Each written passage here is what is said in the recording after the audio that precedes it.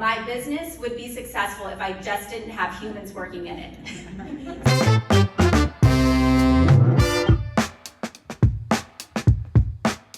Look, I get it. There isn't a day that has gone by in the past year that I haven't heard these kinds of things. I'm feeling very frustrated with the hiring process. Where do I go to find the good people? I'm completely overwhelmed with staff turnover. I'm burning out my best employee because I have somebody that's kind of like carrying the load for everybody else. I wish employees performed as good in real life, in the IRL, as they did in their interview. Or the COVID pandemic has presented staffing issues. Hand up one more time if you're in this boat here. I get it. And I think a lot of us are like, okay, damn, COVID ruined everything, right? We feel like it's all COVID's fault. But I'll tell you, while we do have challenges that COVID has certainly brought to the hiring process today, I was, prior to starting my business, I was hiring and managing the reps that are in the exhibit hall in that room until I stepped into a management role for a multidisciplinary aesthetic clinic. And I thought, oh shoot, I know how to hire. I've got these processes down. I've been in corporate and I know how to manage. And I'll never forget the first real hire I needed to make in my practice. I needed like a front office coordinator, someone who could, answer phones, manage the front desk and do scheduling and greet patients, pretty important job, but kind of basic things, And so I went through my typical hiring process and someone came to me that was highly recommended. And I got on the phone with her and the first thing she said to me was, hey, how much vacation time do I get? And I was like, what? Never heard that before. I'm like, wait, so you don't want to work before you even start the job? And I was actually quite shocked because when I had come from, the corporate world, it was all about the money, Here's the reality, things have changed a little bit.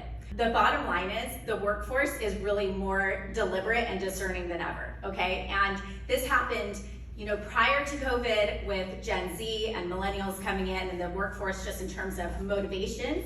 But the pandemic has brought on a shift in really ambitions for people and goals that they have behind what a career means to them. The stimulus that's happened and minimum and medium wage workers, the supply and demand is out of whack and a lot of them are demanding higher pay and they're coming in like, yeah, well, I can get more from the government, so what are you gonna do about it, And so we're seeing all of these challenges, but what I have to say today is that I believe that these things happened not only before the pandemic, but now, and we have one option, and that's really to look at the way that we can now reinvent team building in our practices, okay? So my goals here are really to help you assess your business as it is currently now, post-COVID. The reality is we are where we are. And to really think about creating a strategic blueprint to build a hiring plan for your practice versus just adding headcount to fill gaps. So it's not that, oh, I need someone now, 2 weeks are up, right? This is just me having to figure this out on my own through managing and leading people. What's the best way to do this? How do I build a team, So for those of you who are like me and are better stimulated by food, you can use this acronym, Eat Donuts Now, EDN, okay? All right, number one is to evaluate the current business to create a hiring blueprint. So what's happening now, right? We're all showing up post-COVID with our same business. We have the same business name.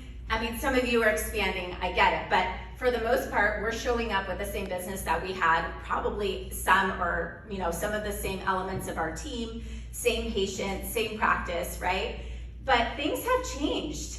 And, it's time to really think about, could it be necessary to adjust headcount or even pay more or, adjust hiring process altogether? We have been disrupted, our economy disrupted, our supply chain, our outlook on life, right? But we're all kind of acting like it's the same. We're still going to Indeed and, soliciting for 200 resumes. I've had to really think about this over the past week. Last week, my son was 12, and this week he's 13. Anybody have a teenager in their house? Okay. Do you guys feel me? I've realized, seeing this human being turn into a complete nightmare, literally overnight, he woke up at 13, I'm like, you know what? Mama's got to change her parenting style a little bit, right? And as much as it frustrates me and I feel challenged by the fact that I have a teenager now, it's the reality. And so what can I do? I have to look at my approach differently. And that's what I want us to think about with our practices. So now when you're thinking about the new business, who actually belongs on this new team? And we really need to think about what are the growth goals for the business, because they may need to pivot. What products and services are actually the most profitable for your company? So I think we instinctively, we lose a nurse, we need a nurse. We lose a front desk, we need a front desk. And we're thinking like the old business that we had. Number 2 is D, define the role to clarify the results for the business. So once you've looked at the evaluation of your business, then we're gonna look at what the role actually needs. So, are the decisions that I've committed to actually realistic right now? So maybe this is one of those moments where, as much as you wanted something, it's not necessarily on the path for us for the next 3 months. We're gonna have to make it a 9-month plan. And so it's looking at what that plan is, and then who do we need to staff it. Before even going out and finding that person, we have to define the role. And let me remind you that we hire employees for one reason, and I think we tend to forget this sometimes. An employee is hired to deliver a result by profit. They are here for us to make our business grow. And sometimes we're like, oh, but Susie's been with us for 10 years, like she's family, and that's fine, but then she should be family and not an employee. Some employees could actually be costing you money and you don't realize it.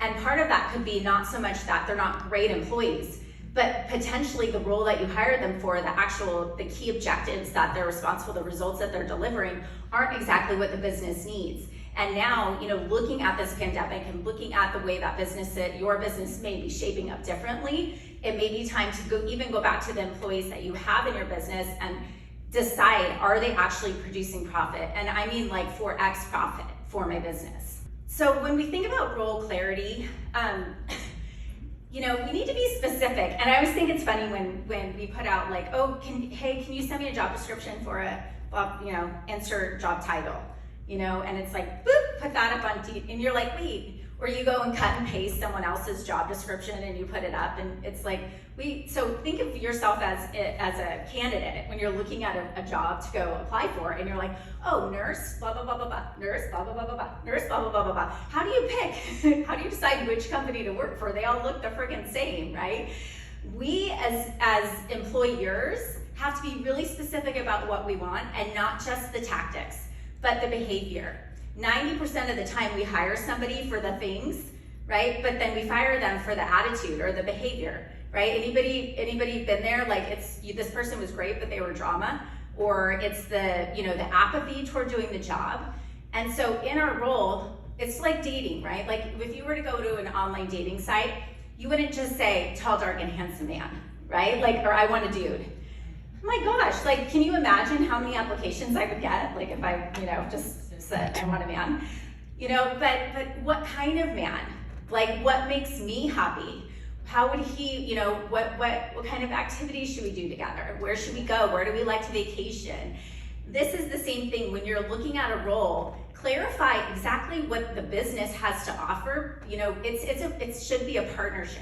Instead of just, I need this person to do these tactical things. This is who we are, right? We write a cultural manifesto. That's our way of doing it. But within your job description, get really internal and really clear about not only what those employees should be doing to deliver a result for the business, like things that show that they're passionate about the job. And number 3 is to then negate and negotiate. And so this is where we're going to really become discerning about how we're going to hire. And I want you guys to really make a powerful mindset shift here on really thinking about an employee versus an entrepreneur, focusing on strategic talent acquisition. So when you're thinking of an employee, this is like how you're approaching the hire, like the candidate altogether. An employee, they clock in, they clock out, they check boxes, they need to be micromanaged, right? They're focused on a paycheck, they're there to do a job. Whereas an entrepreneur, they're passionate, they're driven by upward mobility, they're self-motivated, they take pride in their work, they're a collaborative partner with you. So when you're going to hire, it's a mindset shift around, rather than just tactical hiring, focusing on strategic talent acquisition. If you hire for ambition, you can teach an employee how to do the things that you need them to do, but when you hire for the things, you can't teach them how to get excited about doing them. They have to show up and be excited already.